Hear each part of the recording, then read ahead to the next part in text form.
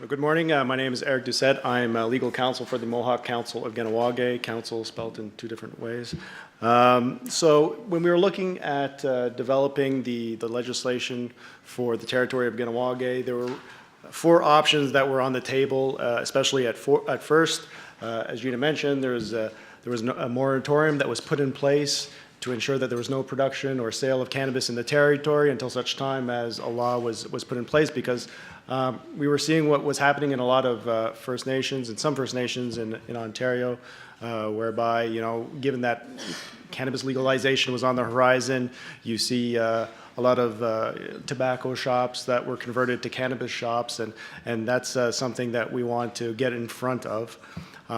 So basically, one of the options was just to maintain the moratorium indefinitely and not allow any cannabis or any drugs of any kind on the territory.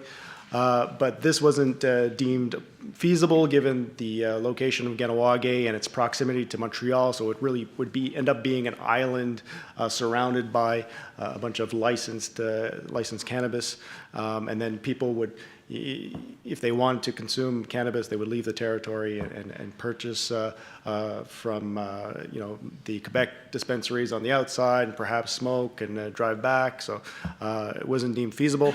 The other option was to have absolutely no moratorium or local law. So at a local level, it would be somewhat of a legal vacuum, even though the federal and provincial laws and rules would apply on reserve. But in the minds of the people of Kahnawàke, they would see that as potentially as a free-for-all. So again, there'd be no way of managing how many production facilities, how many dispensaries in the territory. Again, as Gina mentioned, there's no zoning, so there'd be no way of ensuring that facility isn't a certain distance from a school, for example. Then we also looked at the possibility of having simply a local license and not following the Health Canada process, but obviously the product would be unlicensed and therefore illegal if it left the territory, which would obviously create some issues with the external governments and law enforcement. So eventually what we went for was the strict regulation of cannabis, whereby we would require a Health Canada license. And to many of you that probably seems like, okay, well that's evident. That's probably what you should have started with. But when you have a community that has been taken advantage of many times, as Gina was mentioning, with all the expropriations that you've seen, sovereignty and jurisdiction is a very important thing for the Mohawks of Kahnawàke, and they try to assert that in any way possible. But given that we're talking about a controlled substance that is potentially dangerous for community members, the overarching, the important thing here was the health and safety of community members. So what we decided to implement was a two-tiered licensing system, whereby both a Health Canada and a Kahnawàke license would be required in order to operate in the territory. So somebody couldn't necessarily go out and simply get a production license for a Health Canada facility and without also obtaining a local license. So there might be a limited amount of local licenses that might be distributed. So we want to ensure that the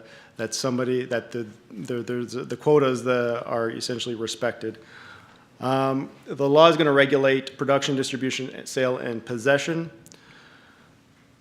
In terms of jurisdiction, Kahnawàke is invoking the exclusive right and jurisdiction to regulate and control cannabis within its territory. So it's basing itself on the inherent right to govern its own affairs, its right to self-determination, rights as affirmed and recognized under Section 35 of the Constitution Act, rights as recognized and affirmed under the United Nations Declaration on the Rights of Indigenous Peoples. So the purpose of the law, first and foremost, is the health and safety of the community, and that's why we went with a two-tiered licensing process. We also want to ensure that we protect the jurisdictional integrity of the territory. Obviously, if you're allowing unlicensed product onto the territory, eventually external governments and law enforcement will try and intervene and therefore compromise the jurisdictional integrity of the territory and start meddling in Kahnawàke's domestic affairs. So that's one thing that we want to avoid. We also want to promote and enhance the socio-economic development, fiscal self-sufficiency, and tangible benefits for Kahnawàke. Obviously, we've heard about all the possible revenues that can be generated with this up-and-coming industry. Kahnawàke relies quite a bit on government funding, so we identified this industry as a possibility of trying to move towards self-sufficiency in the event that there are any socioeconomic opportunities. We also want to ensure that we provide for quality-controlled cannabis, deter illicit and illegal activities in relation to cannabis. Tobacco in the territory is completely unregulated, and obviously there is a certain criminal element that has resulted from that industry, and that's one of the things that we want to avoid here with cannabis. And we also want to balance the interests of community members who, on the one hand, there's a segment of the community that is completely against drugs, and then you have another segment of the community that is very entrepreneurial. There's a great entrepreneurial spirit in Kahnawàke, but they also, like any industry, would prefer complete deregulation. So in order to appease both segments of the community, we decide to opt for a strictly regulated system. So we're going to be creating two new institutions, Cannabis Control Board, which will be in charge of administering the licensing process and adopting any regulations that are required from time to time in order to fulfill the purposes of the law. And we'll also be appointing a health and safety committee. So this committee is going to be essentially made up of representatives of the different organizations in the community. So like Dewedoni Zakta, the Economic Development Branch of the Mohawk Council of Kahnawàke, the hospital, the social services organizations, Justice Commission. So their role will be to advise the Cannabis Control Board to let them know how many, for example, how many licenses in any one category should be issued, how many dispensaries should be in the territory, what type of regulations should be adopted to promote the health and safety of the community. The types of licenses that we're currently looking at are production, distribution, dispensary, and a micro-cultivation license. Other licensing categories could be created where necessary. So the standard production license, so this is more for a large-scale facility, will be reserved for a community-owned facility because obviously the Kahnawàke doesn't have a tax base, it doesn't have the infrastructure to allow everybody to be able to put in a production facility in the backwoods of Kahnawàke because there's no utilities that go there. There are no water. There's no water hookup or anything like that. So really, when we did the survey, we heard from community members that they want to see the community as a whole benefit, as a collective, rather than the same people that happen to continue to enrich themselves from and the larger entrepreneurs in the territory. So they really want to be able to have some sort of a collective benefit.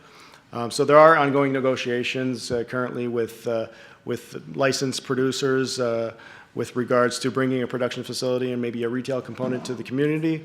Obviously, they have an expertise that we don't have, and they could certainly help us along. And what we're contemplating is allowing people in the community to actually invest indirectly. So if we need to raise capital in order to set up a large-scale production facility, people will, what we're calling Cannabis Bonds, so we would sell Cannabis Bonds to community members who would have the opportunity of investing and in this operation, and we'd be looking at creating at least 75 jobs from it.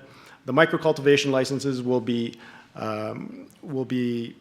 so community members will be permitted to apply for a micro-cultivation license, and in terms of the size of micro-cultivation, we're looking at around 200 square meters in size. So obviously, again, you would have to obtain a Health Canada license and then also obtain a local Kahnawàke license, depending on how many are available. In terms of the dispensary, Kahnawàke's dispensary model will essentially derogate from Quebec's state monopoly system. So we aren't going to be applying that system in Kahnawàke, but we are going to be following all of the Health Canada minimum guidelines. So any retail facility in Kahnawàke will require a Health Canada license. In terms of enforcement, the Cannabis Control Board will have to enforce the actual law, whereas the peacekeepers will enforce anybody who's operating outside of the law, so that will be criminal, and they'll take care of that. In terms of